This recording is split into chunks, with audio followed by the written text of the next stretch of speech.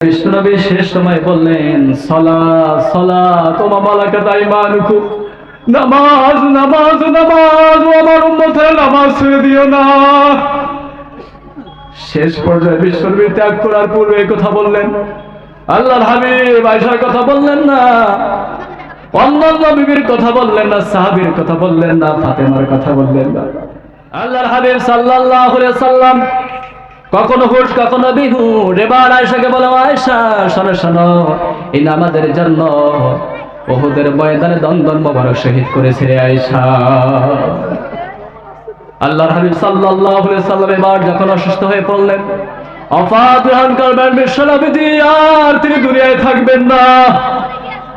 উম্মতি মুহাম্মাদকে ইতিম করে তিনি বিশ্বনবীজি তিনি আখিরাতের জগতে পাড়ি দেওয়ার জন্য প্রস্তুতি গ্রহণ করতেছে।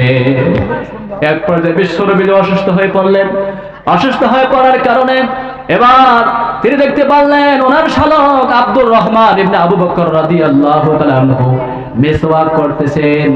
এবার তিনি বললেন, আয়েশাকে ইঙ্গিত করে বললেন, আয়েশা আমি একটু মিসওয়াক করতে চাই। সুবহানাল্লাহ। এক পর্যায়ে আল্লাহর হাবিব তিনি যে চাবাতে পারেন না, তিনি আব্দুর রহমান থেকে মেসওয়াকটা একটু ভেঙে আয়েশা রাদিয়াল্লাহু তাআলা আনহা নিজের দাঁত দিয়ে চিপে নিজের থুতু বা লালা মোবারক দিয়ে বিশ্বনবীর মুখে হাত দিয়ে তিনি মাজন করে দিলে। এক পর্যায়ে বিশ্বনবী বললেন, ও আয়েশা, মৃত্যু যন্ত্রণা বড়ই কঠিন, এই মৃত্যু থেকে আমি কেউ রেহাই পাবো নাকি? কথা বলেন, আপনার আমার মৃত্যু আসবে কি আসবে না? এই মৃত্যু থেকে আমি সলির মধ্যে কি রেহাই পাবো? আপনি কলির মধ্যে বাঁচতে পারবেন? কেউ আমরা রেহাই পাবো? এই মৃত্যু সবার কাছে আসবে। এবার আল্লাহর হাবিব সাল্লাল্লাহু আলাইহি সাল্লাম কখনো হুশ কখনো বিহুশ। এবার তিনি ওফাত গ্রহণ করার পূর্বে বলেন, ও আয়েশা, নিশ্চয়ই মৃত্যুর যন্ত্রণা বড় কঠিন, এই মৃত্যু থেকে বিশ্বনবীজি কিন্তু রেহাই পায়।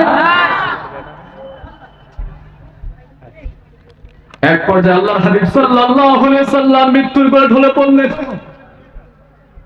আল্লাহর হাবিব সাল্লাল্লাহু আলাইহি সাল্লাম মৃত্যুর কোলে ঢলে পড়ার পর বিশ্বনবীজি এবার তিনি যখন শেষ পর্যায়ে চলে গেলেন, বিশ্বনবীজি অনেকগুলো সাহাবী সেখানে দাঁড়িয়ে, ফাতেমা আয়েশা রাদিয়াল্লাহু তাআলা আনহা দাঁড়িয়ে, অনেক বিবিরা দাঁড়িয়ে বিশ্বনবী শেষ সময় বললেন, সালাত সালাত ওয়া মা মালাকাত আইমানুকুম, নামাজ নামাজ নামাজ, ও আমার উম্মতের নামাজ ছেড়ে দিও না। শেষ পর্যায়ে বিশ্বনবী ত্যাগ করার পূর্বে এই কথা বললেন।